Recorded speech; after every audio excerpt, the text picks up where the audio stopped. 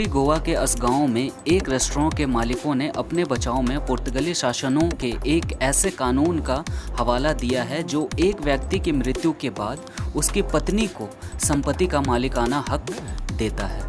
कांग्रेस ने इसी रेस्टोरेंट को लेकर दावा किया है कि यह केंद्रीय मंत्री स्मृति ईरानी की बेटी का है। गोवा के एक्साइज कमिश्नर नारायणगढ़ ने शुक्रवार को गोवा के एक रेस्टोरेंट में शराब लाइसेंस के नवीकरण की प्रक्रिया में अवैधता की शिकायत के संबंध में पहली सुनवाई के दौरान एंथोनी डिगामा के परिवार के सदस्यों ने अधिकारियों से कहा कि यह पूरी तरह से उनका व्यवसाय है और इसमें कोई अन्य शक्ति शामिल नहीं है।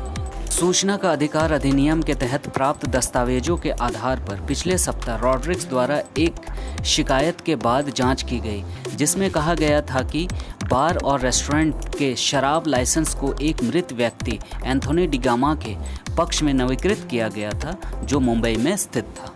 जबकि गामा परिवार का प्रतिनिधित्व करने वाले वकील ने पुर्तगाली नागरिक संहिता में बारीकियों का हवाला दिया है, जिसमें से कुछ प्रावधान अभी भी गोवा में लागू हैं। अपने बचाव में रॉड्रिक्स ने संवाददाताओं से कहा कि आयुक्त ने मामले के संबंध में निर्धारण के लिए औपचारिक रूप से 2 मुद्दों को तैयार किया था। रॉड्रिक्स ने सुनवाई के बाद कहा, पहला मुद्दा यह है कि क्या आबाकारी लाइसेंस झूठे और अपर्याप्त दस्तावेज जमा करके और तथ्यों को गलत तरीके से प्रस्तुत करके प्राप्त किया गया था। दूसरा मुद्दा यह है कि क्या आबाकारी अधिकारियों की ओर से प्रक्रियात्मक अनियमितताएं थी। राज्य के आबाकारी विभाग ने बाद में रेस्टोरेंट प्रबंधन को नोटिस जारी कर स्पष्टीकरण मांगा था। इधर कांग्रेस ने राष्ट्रीय राजधानी के साथ साथ गोवा में भी इस मुद्दे को उठाया था।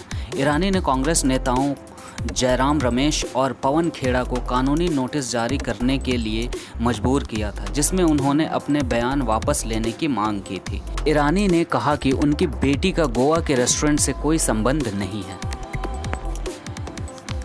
सुनवाई के बाद पत्रकारों से बात करते हुए एंथोनी डिगामा के परिवार के वकील बेनी नौजरथ ने पुर्तगाली नागरिक संहिता में प्रावधानों का हवाला दिया, जिसमें उन्होंने कहा यह पुर्तगाली नागरिक संहिता है। इस संपत्ति के स्वामित्व के तहत संयुक्त रूप से पति और पत्नी के नाम पर किया जाता है, लेकिन जब पति या पत्नी की मृत्यु हो जाती है तो शक्ति पति या पत्नी को प्राप्त होती है। इसलिए वास्तव में कुछ भी करने की आवश्यकता नहीं है।